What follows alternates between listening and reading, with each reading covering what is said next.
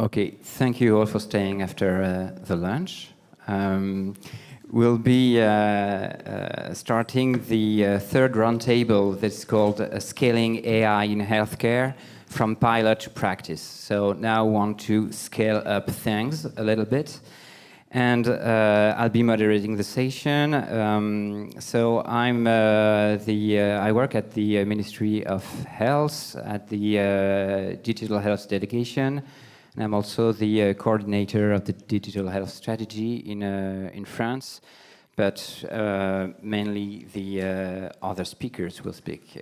Will only ask questions. So this morning we had a very interesting and insightful discussion on many aspects and crucial topics of AI, such as unlocking health data for AI-ready system and witnessing the immediate value AI bring to diagnostic treatments and healthcare organization and patient monitoring, of course. We learn a lot about the importance of the data and its access, the responsible AI development, and the transformative potential of AI in healthcare. So now we shift to this critical next step. Once we have AI that is functioning as a pilot, how we scale up AI in the healthcare area. So in this roundtable, we'll delve into the challenge and opportunity to translate successful AI project and AI pilots into a widespread clinical practice. And I'd like to say the goal is to transform AI in the standard of care. We are joined with a distinguished panel of experts that will address different aspects of the questions.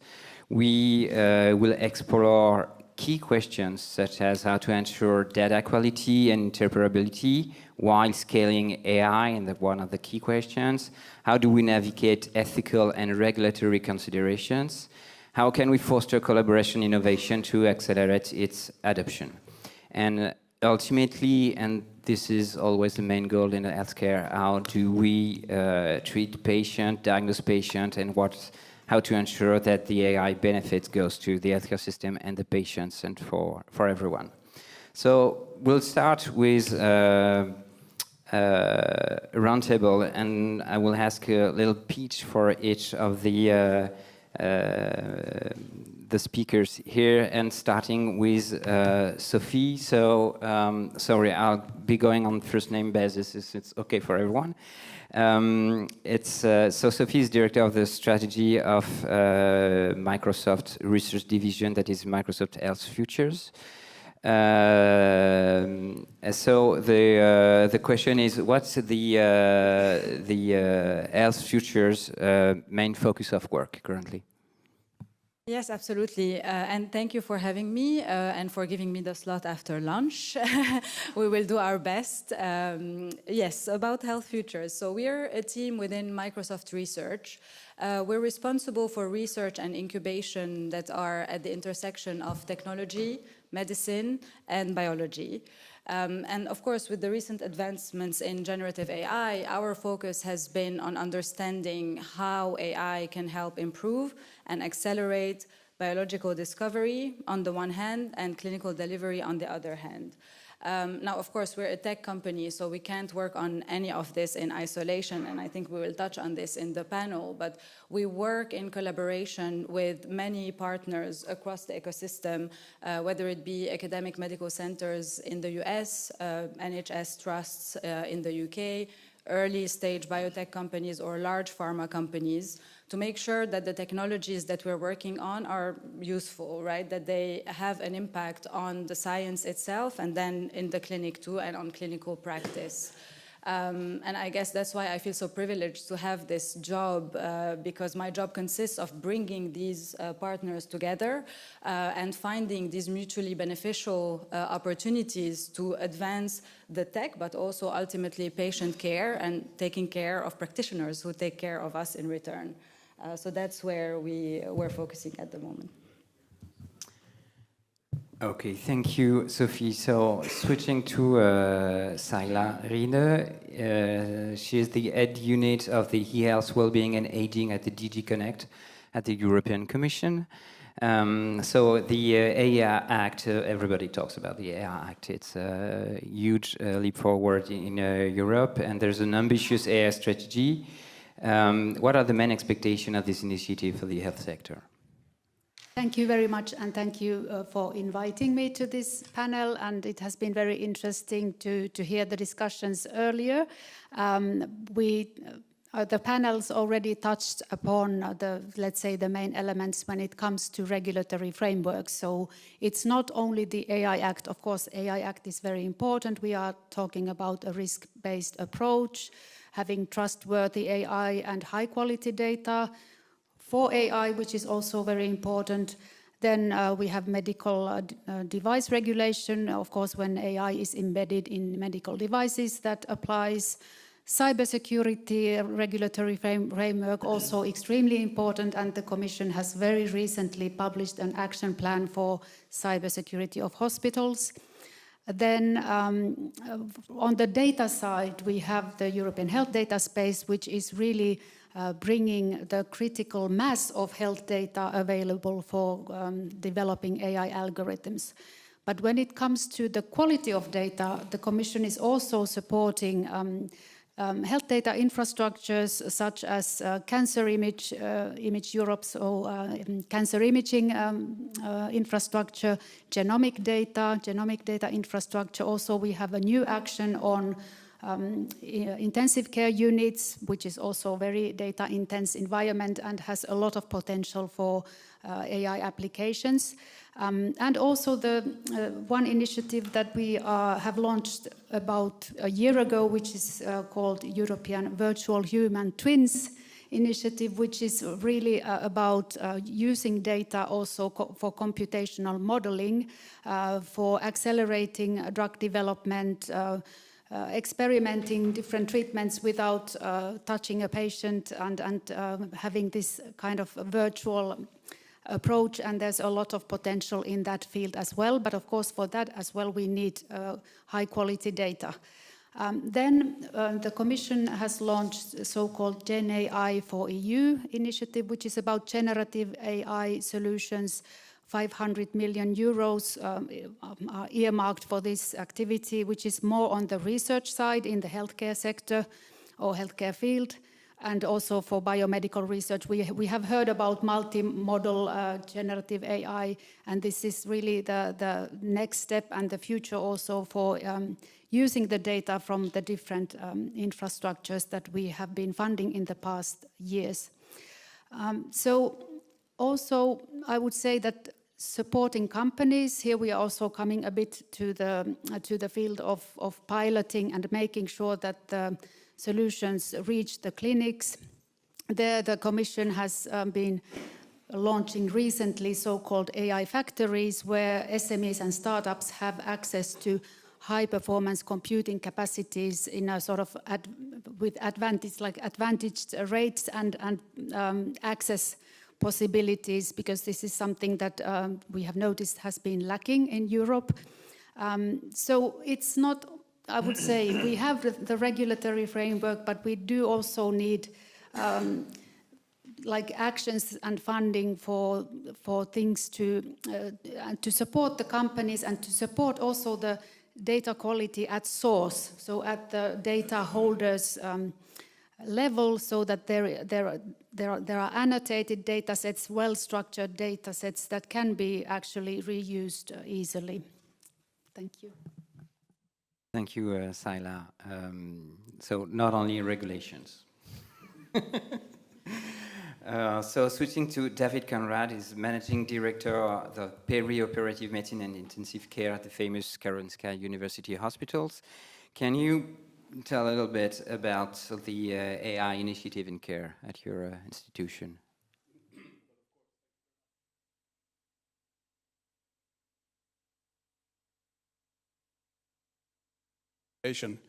Now it works.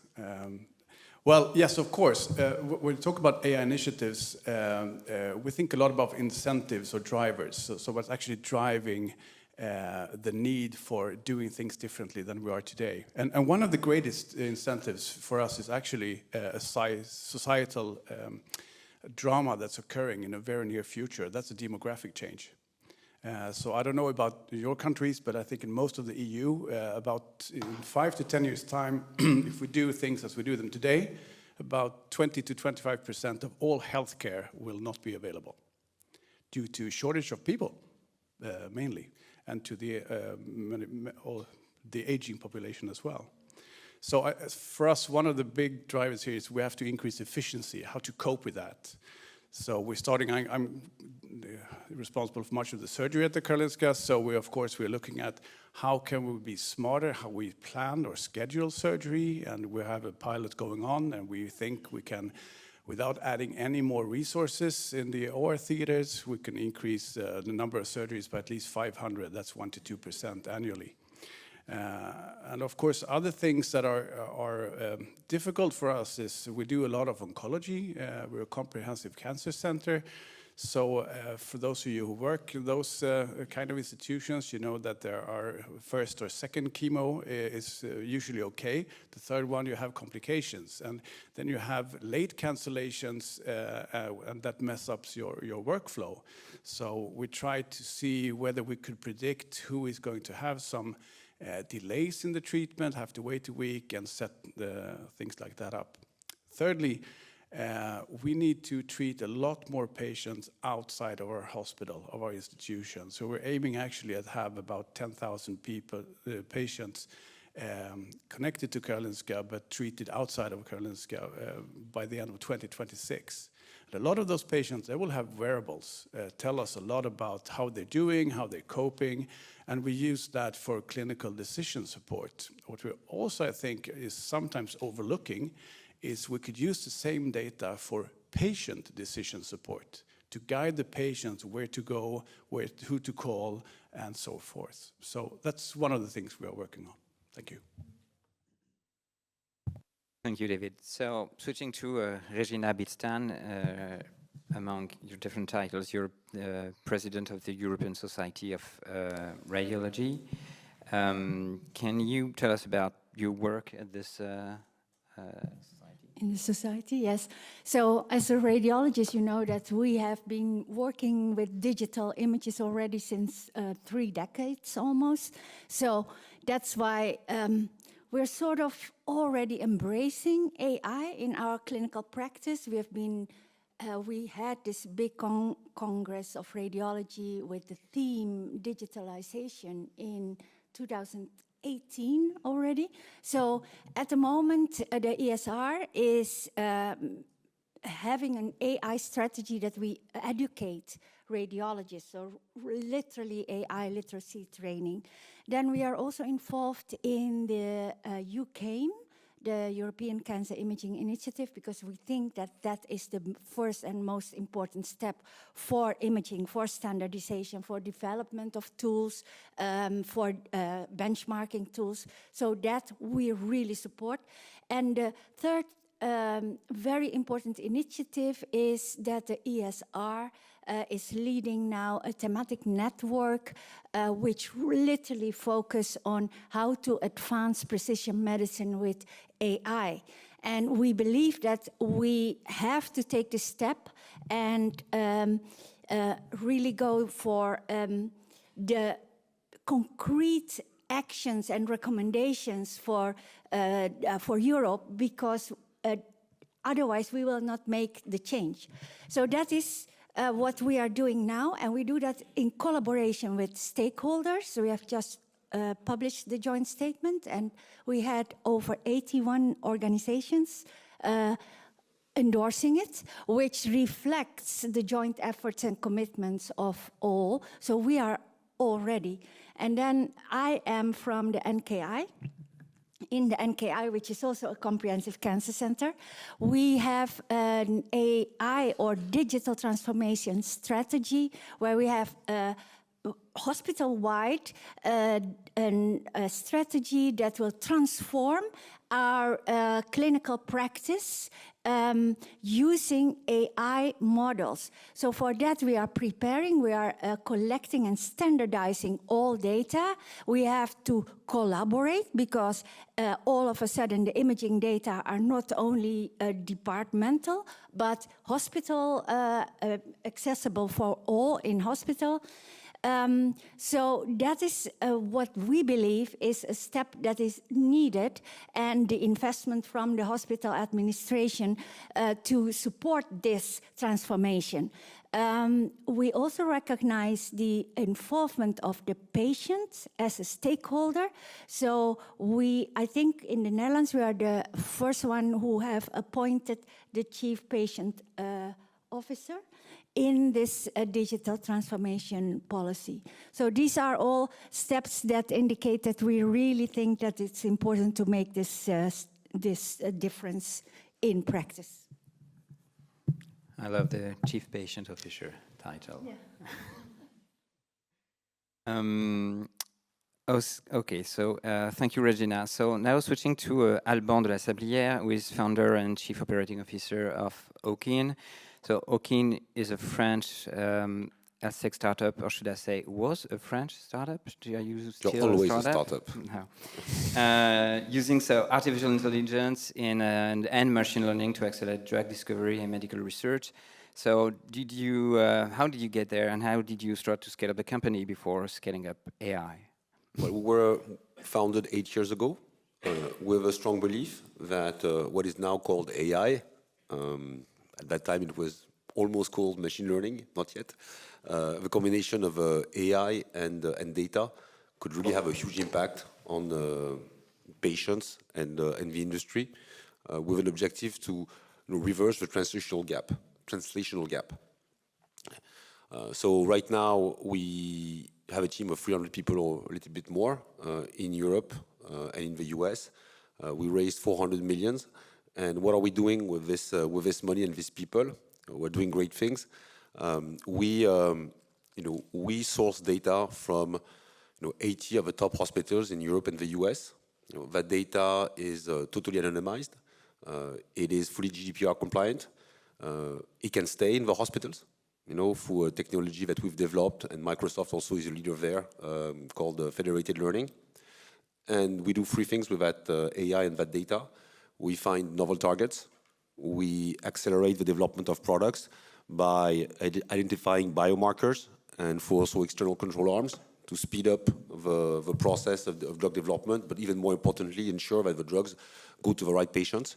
And we also have digital diagnostics, which are total science fiction as far as I'm concerned, which basically enable you as well or even better than a biological test to detect a mutation or a risk of relapse in cancer patients in a matter of seconds, just based on the biopsy.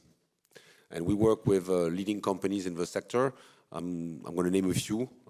Forgive me for those who are not on the list. There's Servier, Sanofi, BMS, Astra, Merck, among others. And we also develop our own drugs, and we dosed our first patient 3 weeks ago in a trial in the US and Australia and the UK, and in France soon. Thank you. How did we get there? A lot of work, and a lot of soul searching and 25 shifts of strategy. But with the vision changed sometimes, but the mission always remained the same. Thank you. So switching to Dirk Schlesinger, who is the head of the TEV AI Lab and TEF member. So first question will be, what the heck is TEF? And the second question is, how do you rely on this project and leverage the project to, and what are the main objectives of the project to scale AI? Thank you very much for the opening, because actually what the hell is TEF is my first note on my sheet here, as you can testify. So it's not self-explanatory. It stands for Testing and Experimentation Facility for Health, AI and Robotics. It's a DigiConnect initiative. And if I just give you a size, I call it 50-55, more than 50 partners across all of Europe, 50 million funding from the EU and the respective partners in the countries, and 5 years of time to make something happen. And the vision of this, what we want to make it happen, is closing the gap, and this is actually the official vision statement, closing the gap in the innovation chain for health AI. And since we are with questions right now, the first question is, why is there a gap? And basically, there's 2 points. We live in at least two-speed world. We have AI accelerating, and just remember November 2022, 2.5 years, not even, where the first foundational systems hit the world, and now everybody uses them more or less. At the same time, we have clinical validation, we have technical validation, we have, of course, patients and practitioners expecting that the healthcare AI product, as any medical product, is safe and secure and does its job. So we have, by the very token, to need a time series for the validation and the speed of AI, we have a two-speed world. That's the physical world. On the letter world, the paper world, we have the regulators, which in the past had the luxury, I may say, and I have worked for a notified body, so I take the liberty to say that, to build on established best practices and scientific research and results. Now, with the speed of AI, they're basically shooting at a moving target. So the whole approach of putting together standards, deriving testing schemes based on these standards, comes from a world where the paradigm was different from what we need and see today. So there's the second gap. So now here comes TEF Health. So how are we going to at least try to change this? TEF Health is not just a sandbox where you meet for 5 years, spend lots of money, have lots of fun in a loose consortium. But TEF Health has the aspiration to be a real living lab and really expedite and increase the uptake of AI in the healthcare industry. Of course, according to European law and European ethics, but the goal really is to bring AI innovations to the market. And to be able to do this in light of these gaps, there's 4 things in terms of output TEF Health wants to achieve. One is build AI system testing procedures. So how do I test an AI system in healthcare? Lots of research, lots of thinking, lots of experimentation necessary. The second is, and for this we do have, just to give you an idea of the partners, LNE here in France and PTB, they're both metrology institutes in Germany as partners, to really bring and develop metrology-grade evaluation standards into life. So we have something we can test against, we can measure things, which right now is sort of still a bit difficult. And then, of course, you need to certify the product. There has to be the link to the notified bodies and the regulatory process right from the start. In the current legal framework, we cannot do, for instance, an agile certification process, as you would do, for instance, in the software industry with agile testing or agile development. Cannot do this. We may be able to do it for feature extensions, for better models, but for a first product on the market, not possible yet. And then, and this is like the real thing in life, is we want to set up a service-oriented architecture for these tools and facilities, basically to have a service center for bringing healthcare AI to the market. So very practical. We're now, just to give you an idea where we stand, we're working with a few startups to actually kind of test drive this agile certification process for feature extensions, and then learn as we go. But you still have to be agile.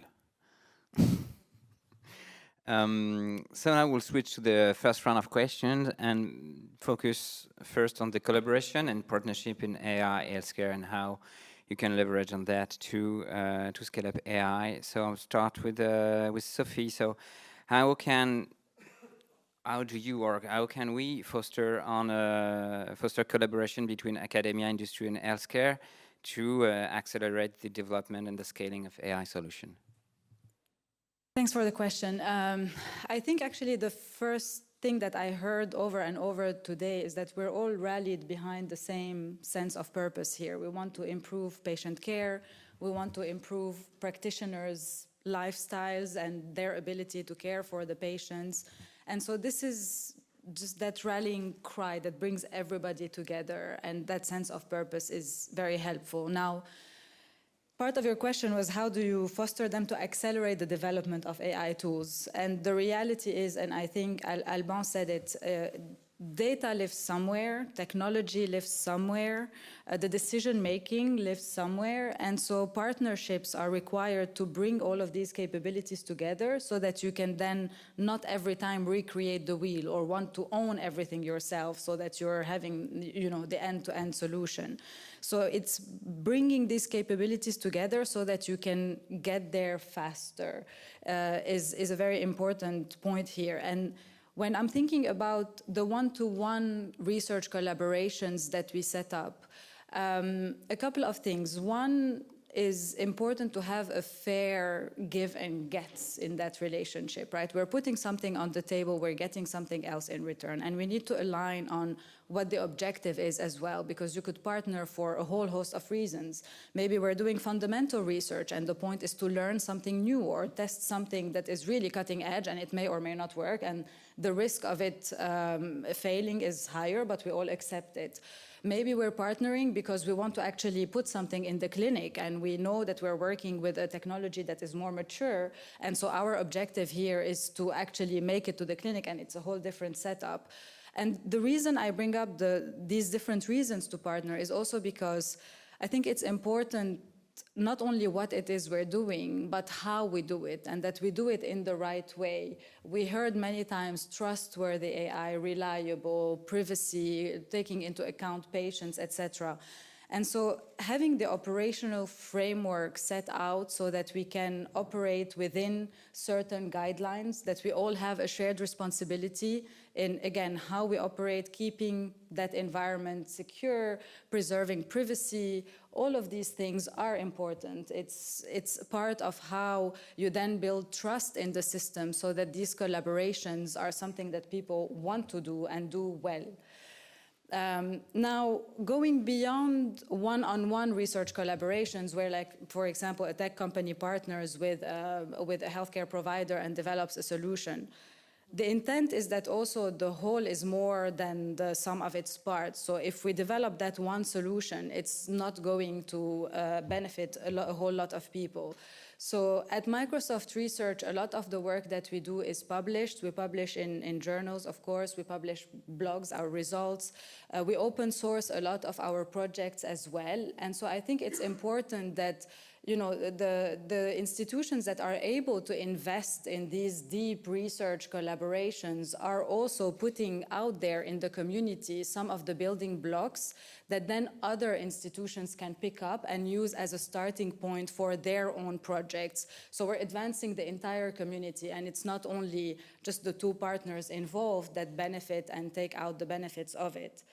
And I think another aspect of partnerships and collaborations is also around everything that needs to happen around the technology. We heard a little bit around radiology, around literacy. Some areas and fields in medicine are more or less digitized. Your starting point is different.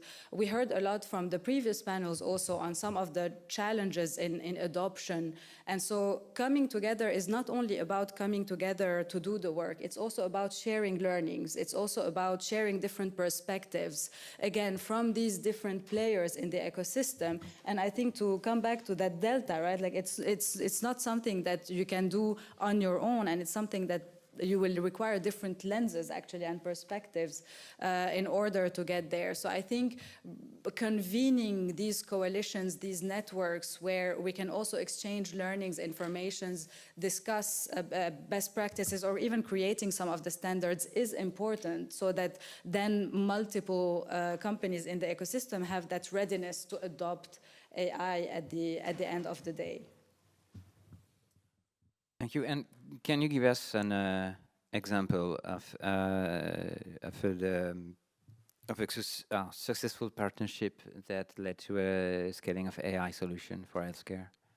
Yes, absolutely. So, and maybe I will give two flavors of the scale-up options and how a research collaboration can evolve. If I take the first example, Microsoft Research and Health Future specifically a few years back started a research collaboration with a company called Nuance, a health tech company, which in radiology you may know. They used to have, well, they still have it, but cutting edge speech recognition and processing so that they can do the scribing for the radiologists and take away some of that admin burden. We collaborated with them at the time on a proof of concept to see whether we can use ambient intelligence as well, so that it's really in the background, hands-free. You're not having to interface with any tool, and it's capturing the patient encounter, and it's taking the notes and summarizing them. And this project was actually very successful. It led a couple of years further down the line to us acquiring Nuance. And now their solution is incorporated in our stack. It works on our cloud, etc. And of course, with the latest generative AI tools, all of this is now infused in their solution. So DAX Copilot is now available in hundreds of medical centers in the US. Coming back to, not having enough radiologists, not having enough practitioners, there were surveys done, you can save up to 5 minutes on every patient encounter. I mean, 5 minutes maybe doesn't sound too long, but in the NHS you get 10 for the entire encounter with your physician. So 5 minutes is actually a lot of time that then the practitioner can choose to either spend more with the patient because they need it and they can have that empathetic approach to their care, or to actually have more encounters with more patients and then serve that influx that is coming into the clinic. So that's one example. It's an extreme one. Of course, it's not like all research collaborations will lead into an acquisition and then an integration in this form. But if I take another example, some of our long-standing partners also in the US, health systems, Providence, they're one of the biggest in the West Coast in the US. We've worked with them on multiple projects. One of them we published about in Nature last year, Gigapath. I think Alban may be familiar with some of this. I know Owkin are also developing models in this space. But we also worked, actually, just to say that it's good to have more models. We worked on similar digital pathology models also with Page, another partner of ours. And the way that we're scaling this work is by making it available on what we're calling the Health AI Catalog on Azure AI Foundry. And the whole idea, coming back to putting things back in the community, so you can open source, of course. What we're also offering on top of that is the ability for AI scientists in healthcare systems, and we're seeing these roles becoming more and more available, to take some of these foundation models in different modalities. We spoke about multimodal AI, bring them together using adapters and being able to customize them and fine-tune them on their data for their specific use cases. So again, having that tool that enables developers and AI scientists to take what's available out there in a seamless way, integrate it in their own apps, and then make it work on their data. So that's another way as a platform company that we see how, again, we can bring these building blocks together to enable others to do more with AI. Thank you. So there's a lot of open science involved and sharing of the things you do. So switching to Owkin and Alban, I have quite the same question. Say, can you give us an example of successful partnership that has led to the scaling of AI, and maybe the fewer hurdles you came through on the road? I have a lot of examples, but coming back to, if you allow me, just coming back to what was just discussed, I think there's a huge appetite from all the practitioners, all the key opinion leaders, all the students in medical school to use AI.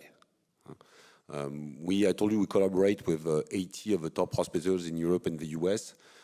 It's not only with formal institutions, but it's really with the KOLs. And they're all, when we build a data set, they curate themselves the data set. They are fully engaged. I think that is something that is not always recognized. There's a huge appetite for AI in the medical community.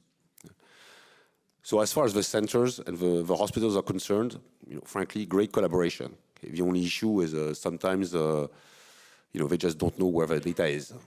Okay, and that's a problem, but I leave that to the Ministry of Health to address. Sometimes half of the data is on a USB key on the third floor, and the other half is somewhere in another building.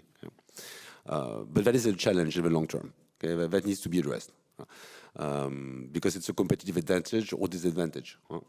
People have a right to be treated as well here than in Israel. To give an example. The second topic is the big pharma companies, big and small, but I tend to work with the larger ones. Here there's a strong appetite to embrace AI. Well, the challenge is the pharma development cycle is very long and very costly.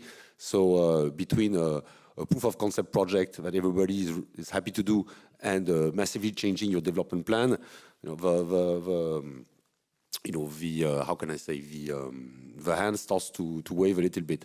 I mean, right now we have a collaboration with Merck to develop digital diagnostics to diagnose the MSI mutation in gastric cancers.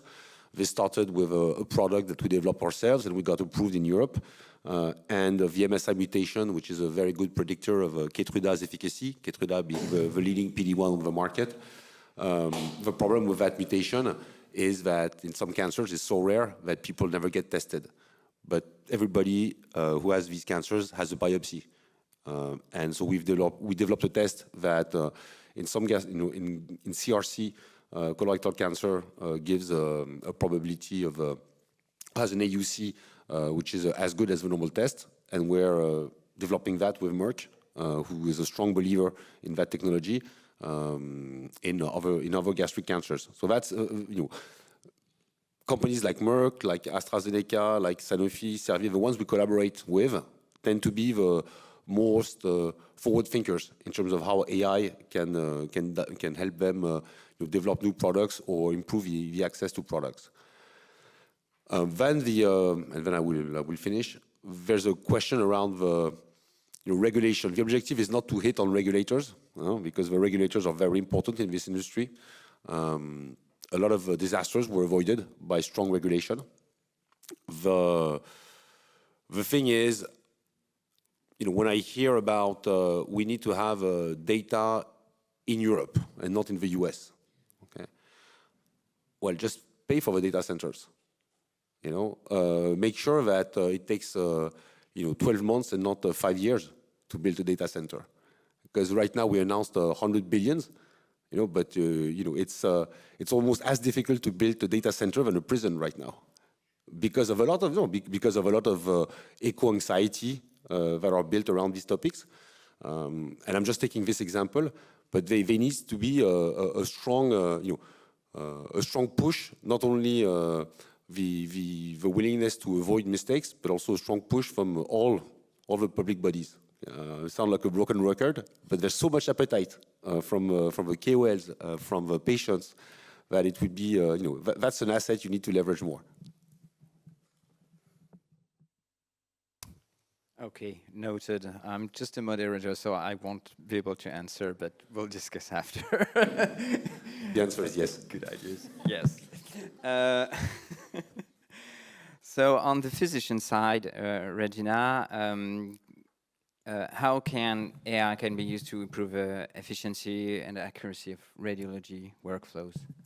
Yes, well, I would like to take a helicopter view and take it more broad than radiology, because that's only just a little spectrum, although I'm a radiologist, but it's only a little spectrum if we are talking about affordable healthcare and less costly healthcare. So we've already heard aging population, advancement in medical technology and effective medicine, but very expensive, lack of selection methods that are very accurate to identify the ones who are really benefiting from this. So lack of descaling the technology, and it's only upscaling technologies. And the administrative burdens and workforce for shortages. So where do we have the biggest gains? I think we have the biggest gains if we go from the side of the patient who already is diagnosed towards the preventive side, the screening. And as you know, in the lung screening, prostate screening, and breast cancer screening, imaging plays a very big role, but it's expensive. And if you know about the updated screening recommendation, that is being explored now, but how will be the cost? Who will pay for it? And I think there is where AI can have a very big role, because AI does not only replace a second radiologist, for example, the screening radiologist. You need in the breast 2 radiologists, even them making mistakes because of exhaustion. So already studies, trials have shown, Scandinavian trial, that AI can detect cancer rate at equal level and even replace a radiologist. So that makes screening less expensive.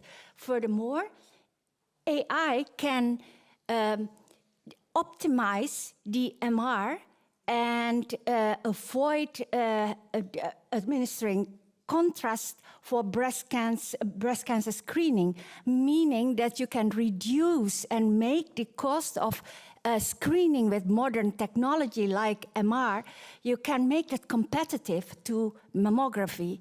So that's one thing. And then the second thing is, if we are talking about people who already have disease, we need to select those people who benefit from this very expensive medicine, so personalized precision medicine. And there is where AI can help us, but there we have to collaborate and integrate imaging, genomics, liquid, fluid, everything, all these biomarkers. So that is the change. And then the third thing is, if you look at all literature around AI, and I think you cannot even count them anymore, so many on AI development, you will always see in those literature that are comparing AI and as an assistant to the radiologist or to the physician, you will always see that AI, the ones who are not highly specialized medical specialists, they benefit less from the AI assistance than the ones who are more the general.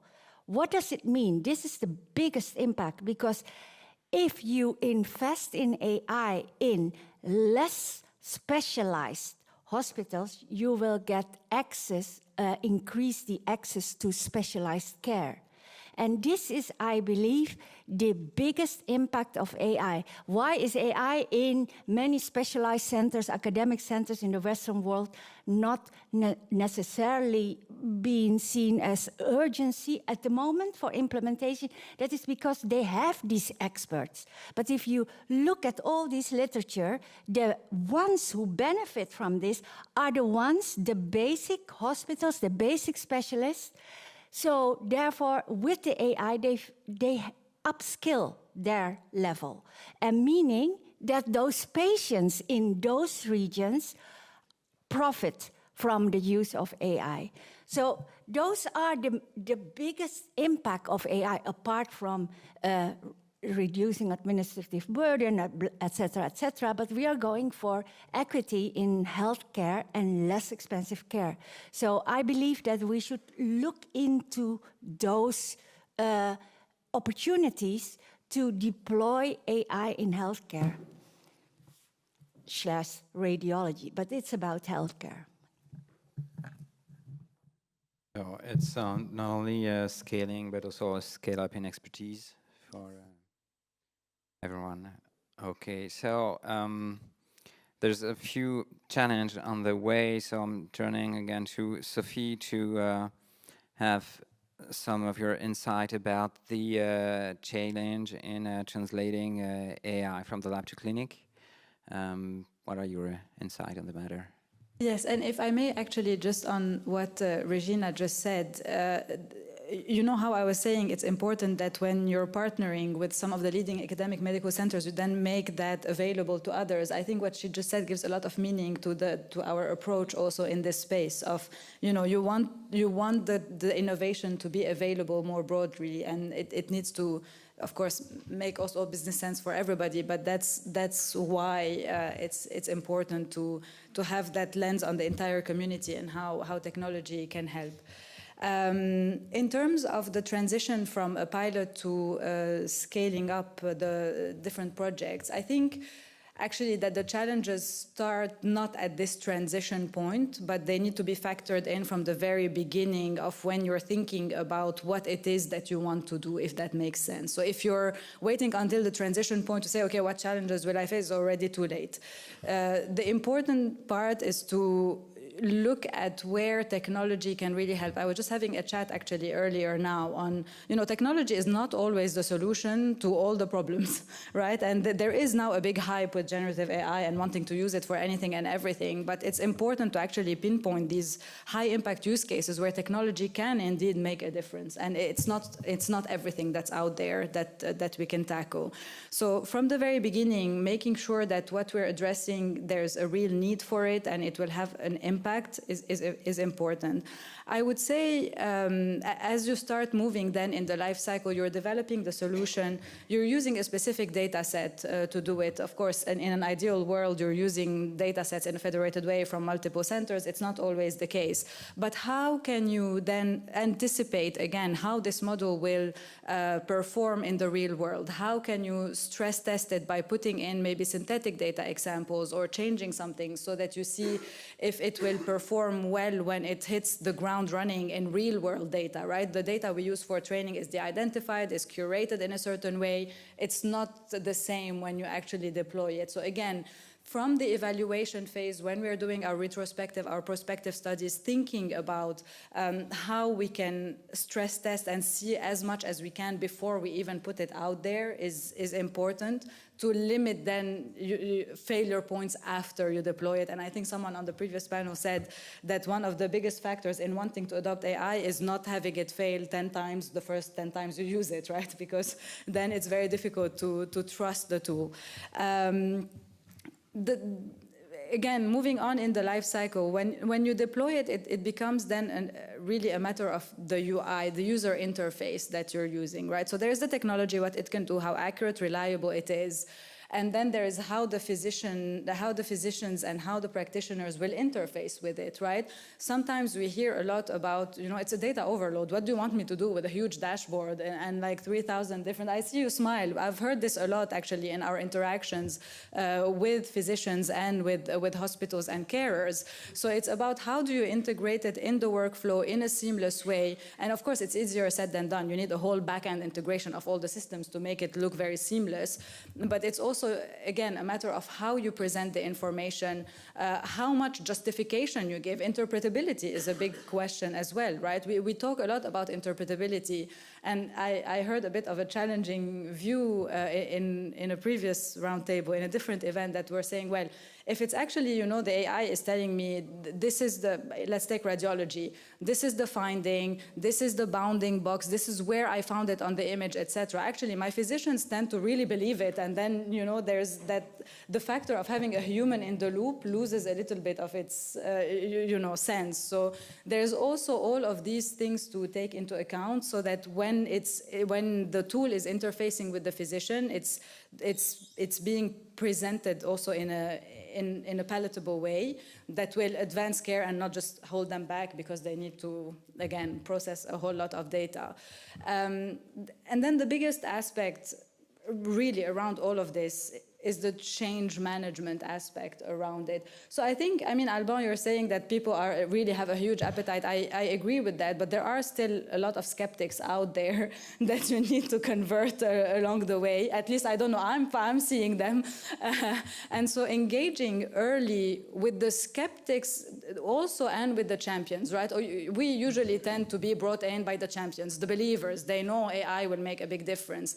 But how can we also engage early with the skeptics so that we know how to design our studies and the tech and measure what do we need to measure to show them that this actually can work is very important. So again, I would say in terms of a scale-up and the challenges there, really anticipating them from the get-go, from the very beginning and along the life cycle will go a long way in then not hitting these problems once the model is deployed. Can I just make a comment? And so you have a point, because the ones who have to deploy AI are the ones who take care of the patients, right? So the physicians, but also the patients, because nowadays it's patient-shared decision-making. It's not only the doctor making the decision, but offering all the treatment options. So we call that patient-shared decision-making.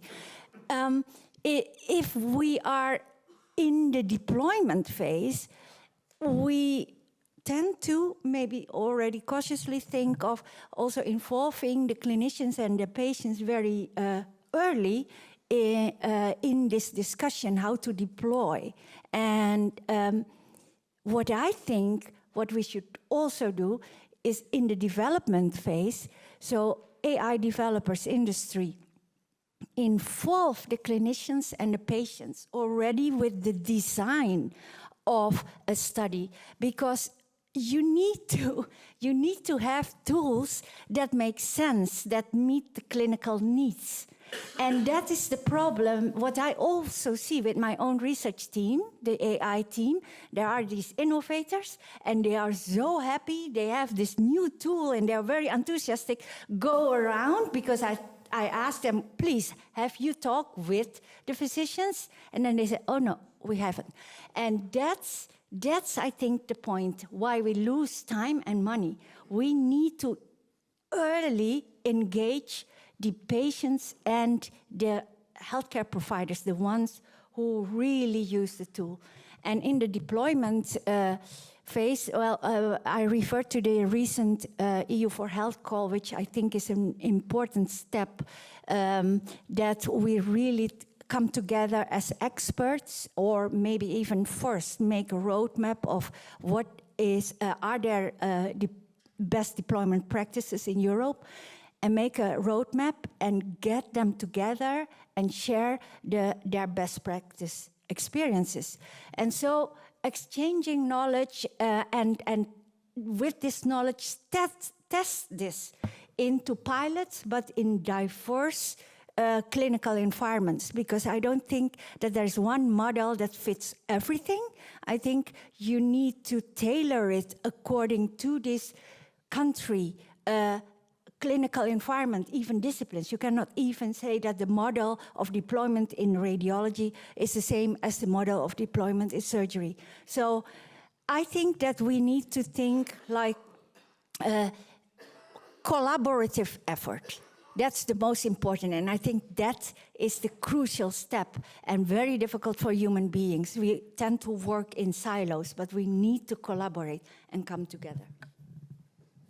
Thank you. I also have to, I'd like to have also the feedback from David and Alban on the matter. So maybe starting with David, what I heard from Sophie and Regina is that there's a need of a seamless integration, but also a need of education and bringing everyone together. So how can you both change the organization and be seamless? Is there a contradiction in adopting AI? I don't know if there's a contradiction, but I would very much like to echo what both Regina and Sophie has been saying. Most often, if you drop the bundle of enthusiasts into clinical practice, you will get a clash. Because you won't find that adaptation going so smoothly. So I think it's wiser to start in incremental steps, get the buy-in, actually include the people working in that environment, in adding to the innovative parts that you're trying to create. People are smart, so I think we could use them. But the other thing is that now that there's we're all screaming for more data and share data and so forth. One thing that we cannot do, or I hope we mustn't do, is to ask the healthcare workers actually to provide or enter any more information into whatever database or electronic health chart, because we're already doing that way too much. And I hope actually we could use AI to relieve the administrative burden from the healthcare workers. There's a huge possibility there. And if we can actually show people working, taking care of patients on a daily basis, that there's something in it for them, we can relieve their efforts by actually using AI to get them to spend more time with the patients, actually treating more patients. Actually, I think they will be more prone to accept other AI solutions as well. But there's a sort of benefit of a doubt. So if we can show them that's worthwhile, I think we're good. And second question for Alban, how do you engage skeptics? Sorry, this question was not scripted. I don't think people are skeptic generally. The question is, well, how big is the impact for me? And I think the challenge with AI, not only in pharma, but everywhere, is it is the user that needs to think about its use case. Because the impact is so big that if you just think about it as a productivity tool, you know, especially if you're already very productive because you're the best KOL or you're the best development team in the street, or you're like, well, it's not going to change my world. You know? But if you think outside the box, not as a productivity tool, but as a way to totally revamp the way you work, then the possibilities become a little bit endless. Of course, things need to be regulated, but we're all experiencing, we're all using Le Chat or ChatGPT or DeepSeek. We've all seen how these products have evolved over the last 18 months. I mean, it is better and better and better, you know, and we don't even know, most of us, how to code Python. Okay? Because you can do even more with these products than what we do on our phones. You know, I know that if I had the right mindset and the time and the effort, I could free up 50% of my day, you know, just using AI. And that's not on the scientific piece, just on the administrative piece. So how do you do that without everybody experiencing and doing its own little stuff, and then you end up with everybody having his own little, you know, sandbox of AI that don't talk to one another? That I don't know. It's more the answer. It's more Microsoft that has the answer, or Microsoft or Google or the, you know, or the others. Do you have the answer? Of course. No, but can I just comment on a couple of things? So I think in terms of these large language models and what they can do, a couple of thoughts. So one on not adding burden to physicians and to you know, healthcare workers, etc. I think there is such a huge opportunity in using the data as it is today with large language models, doing all the work to structure it, etc. Just, you know, like magic. So there is a lot of opportunity to tap into data that before needed a lot of curation, having actually throwing people at it to make it usable, that now can be made usable much quicker. And that's the whole potential of also relieving the admin burden, but also doing medicine in a very different way, because then you're bringing all of this information back into clear insights that you can use, right, in real-world evidence and others. And the next frontier in that, I mean, now these models do really well with text, right? So if you take your just electronic health record, unstructured text, structured, you can just make sense out of it. The next frontier, what a lot of us are working on, are now the foundation models that get to imaging. And then the next frontier is how to bring it all together, right? And that will be the magic and the day where Alban and myself retire, I guess. But I mean, it is a very exciting time. It's just, like you say, showing these proof points in a way that will bring people along is important. Yeah. You talk about proof points. What's frustrating sometimes is, but it's nobody's fault, is when you have a proof point that you can't act on. You know, it happens very often that I find a biomarker which is highly predictive, you know, but highly predictive of how a drug will respond to that type of patient. but that biomarker is not clinically in the routine. Stuck. I can't do anything, you know, because rightly so, I can't put it in routine. The pharma is not going to put it in routine. You can't change the development plan. That happens every time I do a product or project, every time.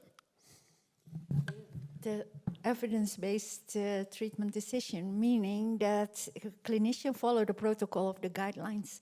So if it's not in the international guidelines, and in the international guidelines no AI assistance inserted, then you're far from deployment in clinics. So this is why very often with our partners, we push in coming back to open sourcing and convincing the skeptics. You know, you need to publish the innovation because at least it's out there.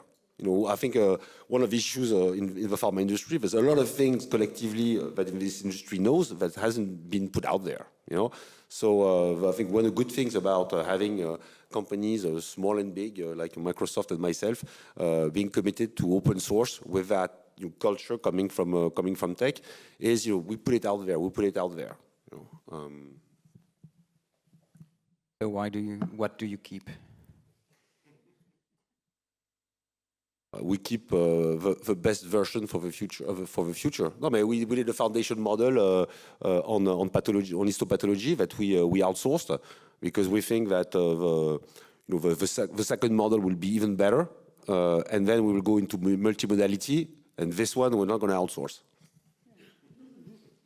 Coming back to when I'm finishing, coming back to the engagement of the KOLs, we had it was machine learning then, not AI, model called Ficon, which was open source. Do you know how many times it was downloaded on Hugging Face, which is a platform?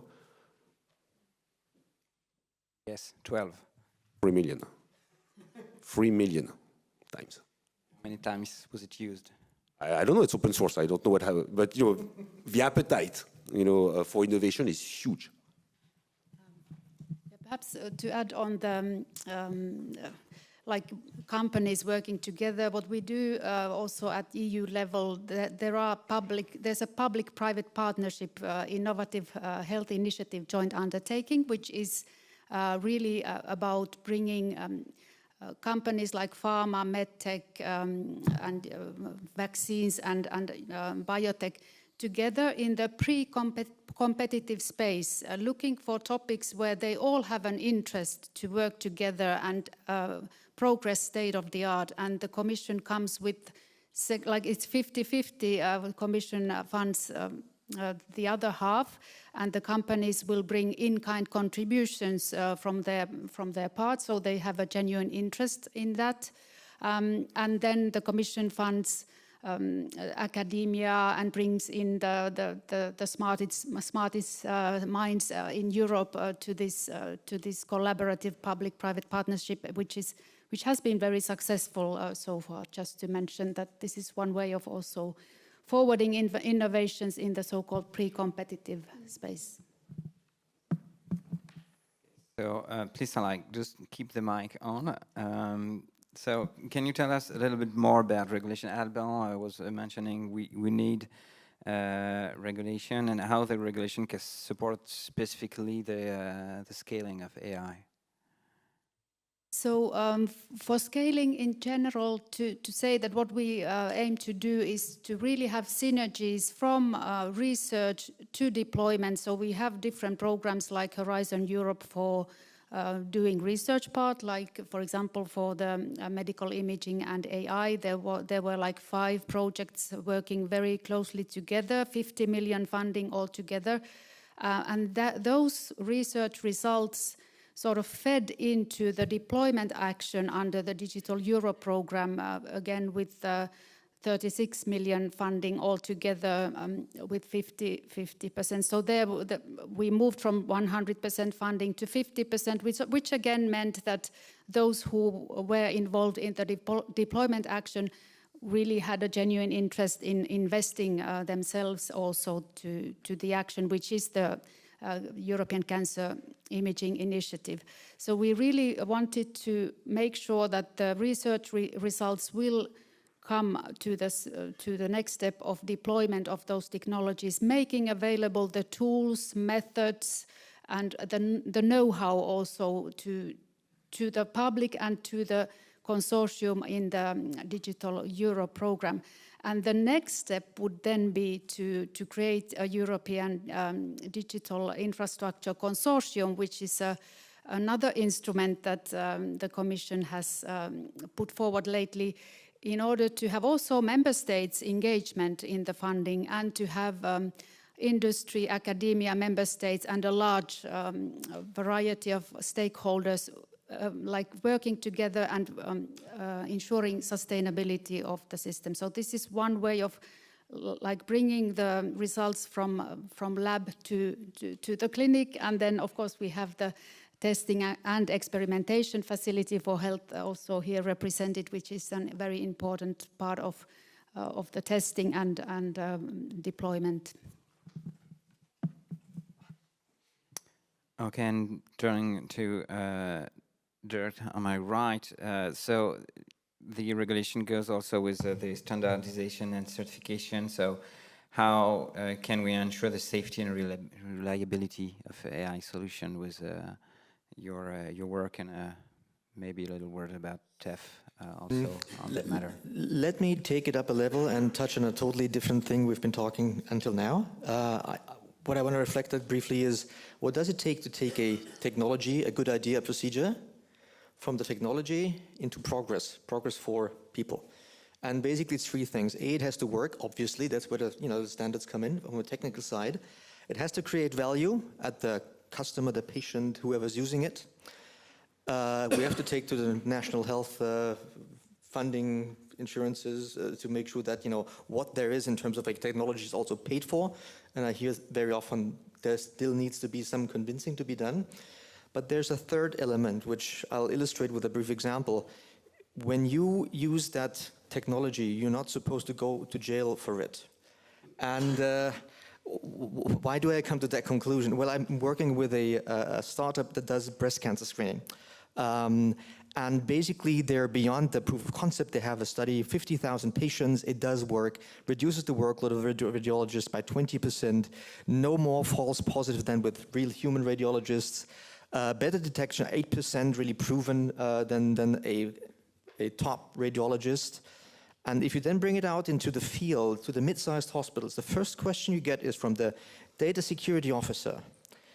Does it conform to GDPR?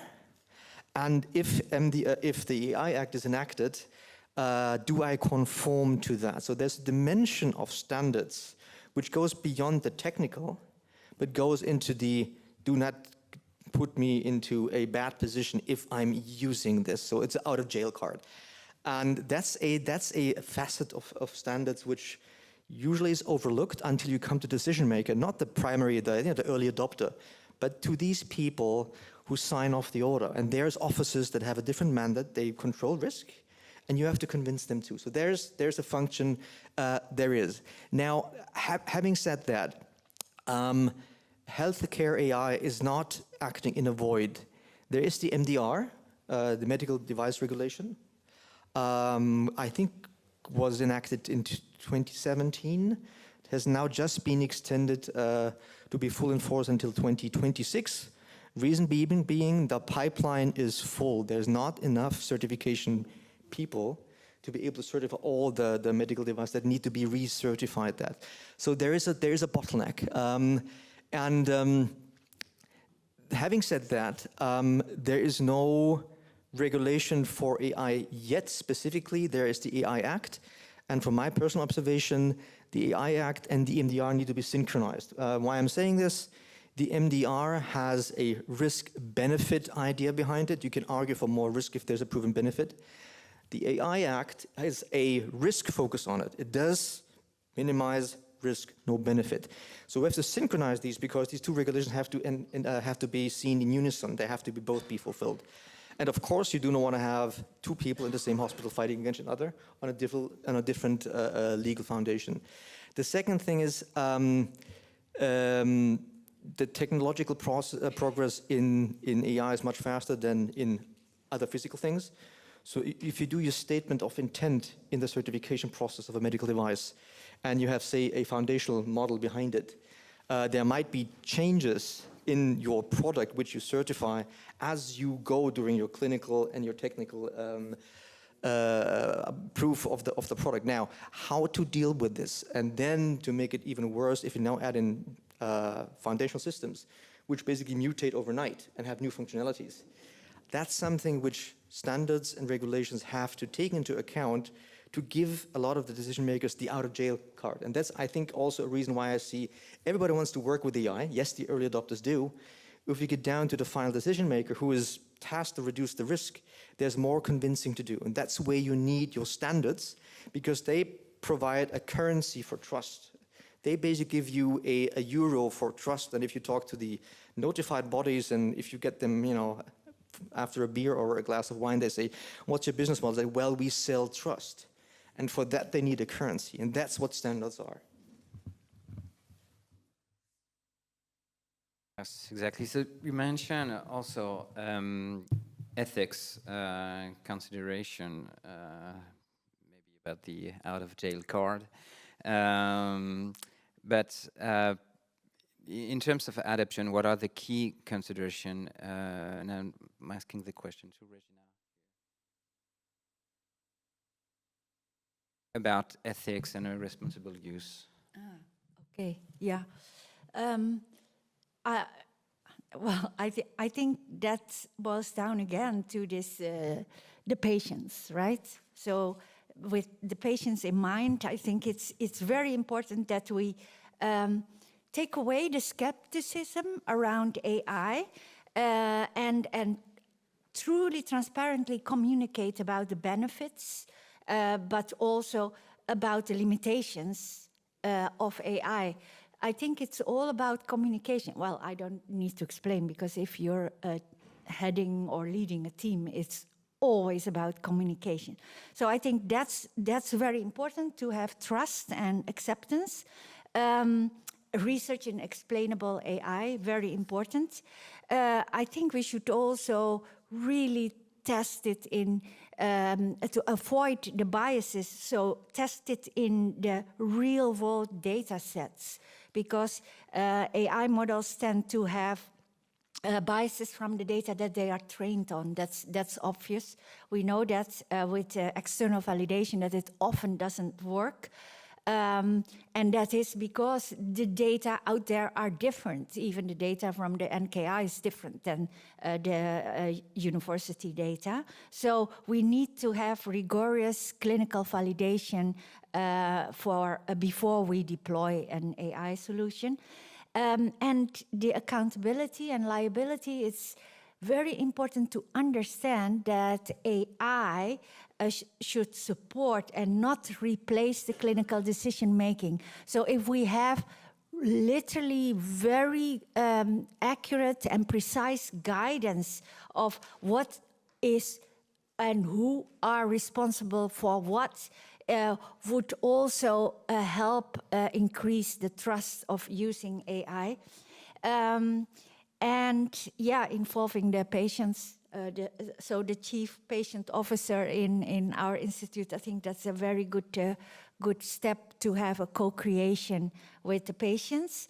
And I think we should continuously, so it should be a living model, we should continuously monitor and adapt the model according to the evolution and the changes in the needs. Because so I'm in the bowel cancer management, and even in the bowel cancer, things are moving so fast. So it's moving faster than a model. So I think we should be aware of that, what's happening in the clinics, because the treatment evolution is very, very fast. So again, that boils down to the healthcare providers who need to be engaged in this. One thing I want to add here, actually there is already norms and standard on ISO level, International Standards Association. It's called the ISO 8000 series, which actually was one of the earlier standards that were released before all the technical stuff, which seemed to be more difficult by the token. It doesn't give you ethical standard, but it gives you a process, what you need to observe when you want to do a ethical AI certification, and actually there's already, I mean, the city of Vienna actually has a IEEE ethical AI installation. So there's already companies out there that do that, and there's already assessors for ethical AI. Now, the interesting thing is it's a process. It doesn't tell you do this, do that, but it actually says, did you ask the question how you do this? And do you have an informed answer why you do it the way you do it? So that's a big difference. I mean, I think ethical is not like, you know, resolving an ethical question, is it good or bad? But did you ask the right questions? Are you cognizant about your thinking process to come to an ethical solution of your AI?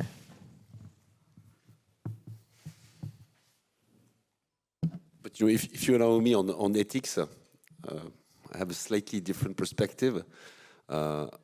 I think that, of course, all models should be trained on very robust data sets, you know, should be compared to a real life, should be explainable.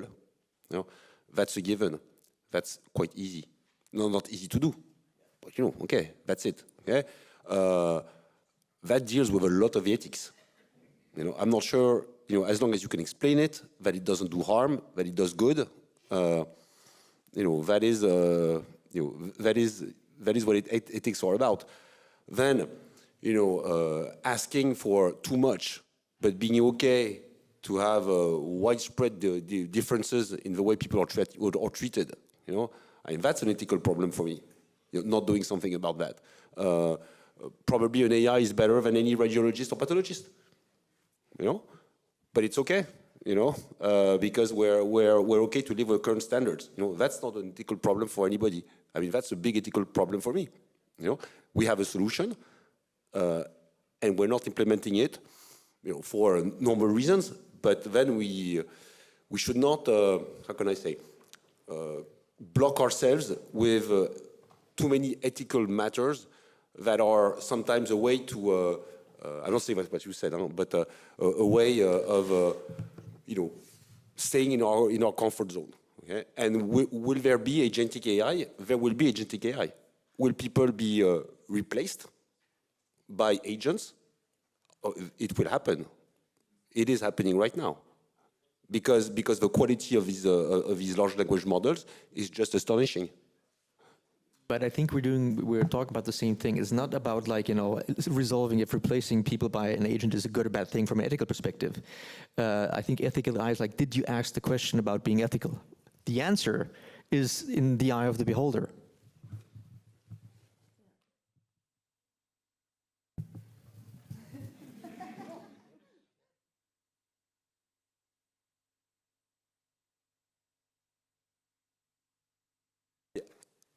I had a big accident recently, like 1 year ago, okay? And I had a torn nerve. For some reason that I still don't understand, there was one radiologist in Paris that was doing this test. You know, this MRI analysis. I still don't understand, you know? That's the problem. That is high quality care.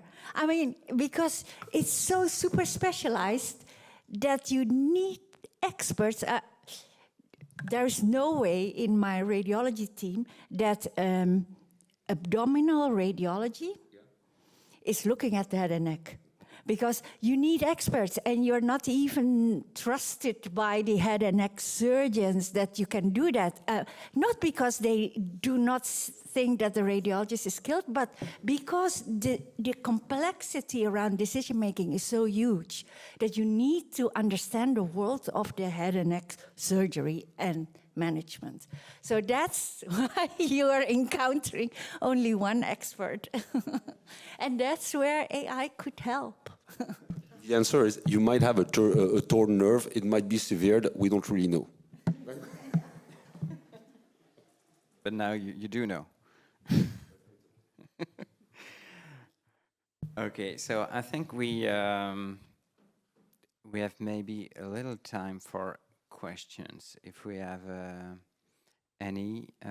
So we prepared other questions, but we may not have time to go through the remaining questions. but if there's no question, I think there was two questions from the chat. First one, how do you foresee future product development in radiology healthcare with advancements in foundation models and synthetic data generation?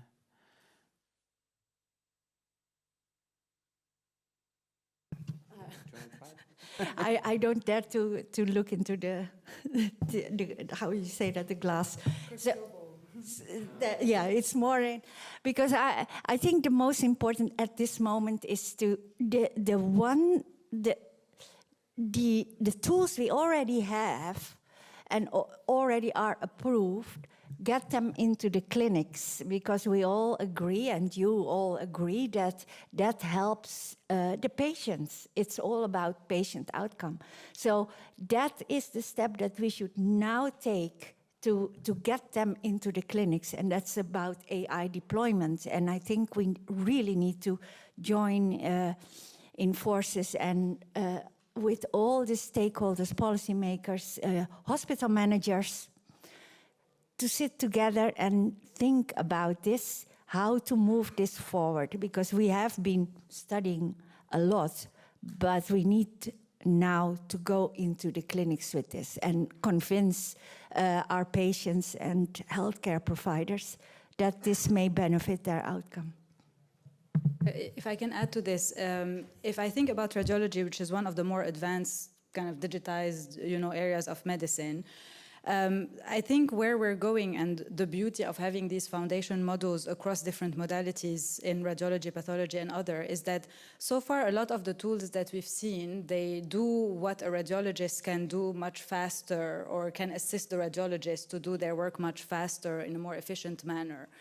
The next frontier is then, can AI do things that the radiologist can't, right? So like you said, now the radiologist looks at the image. But if you were to bring the image, the biopsy results, the unstructured notes from the physician, etc., what can you uncover from that image that the radiologist wouldn't have been able to see, or frankly not had the headspace, or not had all the other information to see? So I think this is the next frontier, is thinking about this more in a patient-centric, case-centric manner, and then having radiology, pathology, etc., all of these different modalities come together and inform better patient care.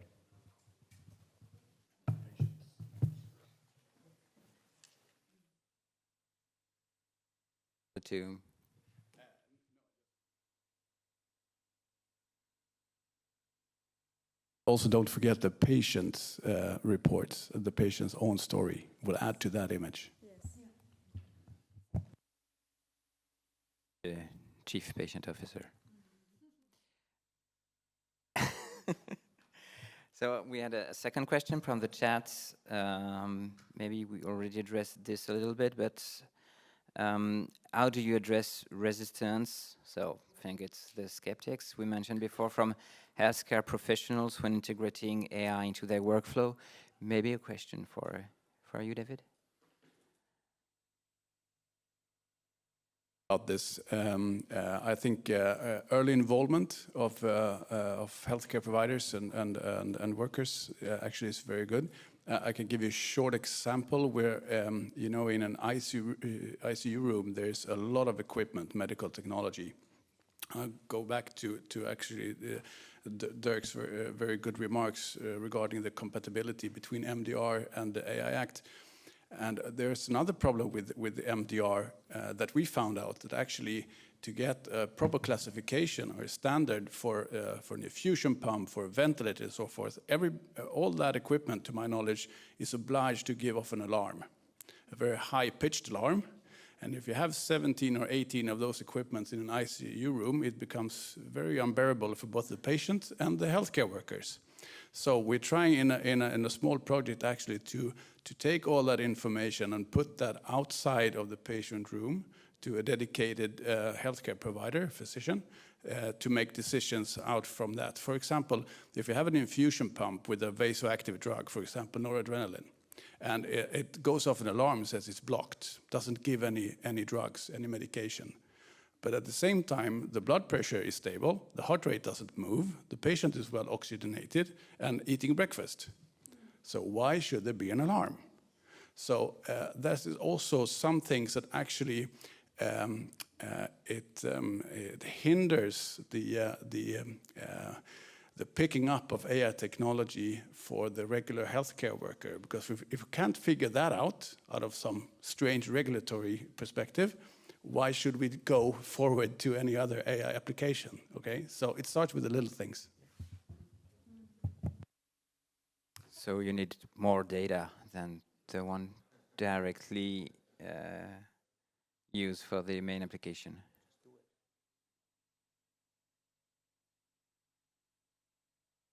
Okay, so I think we're close to the time. I try to be on time. So sorry, we didn't address all the questions we scheduled before because there was a lot of very interesting discussion. So thank you all for your insightful contribution. It was really an honor for me to moderate this panel. We heard a lot of, I think, interesting concepts such as open science, and I think when we drive technology to its applications, and when there's a science at the beginning, it's a bias that is really interesting, but it's also a huge leverage for the adoption. Still, you have to keep your best things if you want to make money out of it. Still, there's a strong focus and a strong appetite. Also, I heard for the AI, and it's also fast-paced and a huge difficulty in terms of regulation, normalization, testing, evaluation. Also, I really liked what you mentioned. We were shooting at a moving target. It was, I think, a good one about AI. Also, things about reducing the burden of administrative tasks and hurdles. So, a lot of challenge into integrating AI in the workflow. Also, we started with the necessity of the strong collaboration to build together AI from scientists to physicians, to patients, of course. So this is, I think, this is the end of this roundtable, and I want to thank you, all of you, once again for this participation. I have to also announce there's a 30-minute break before the next roundtable. That will be on AI in healthcare, trust, transparency, and ethics. What does it take? Huge question that will be addressed in 30 minutes. So thank you all again for your participation.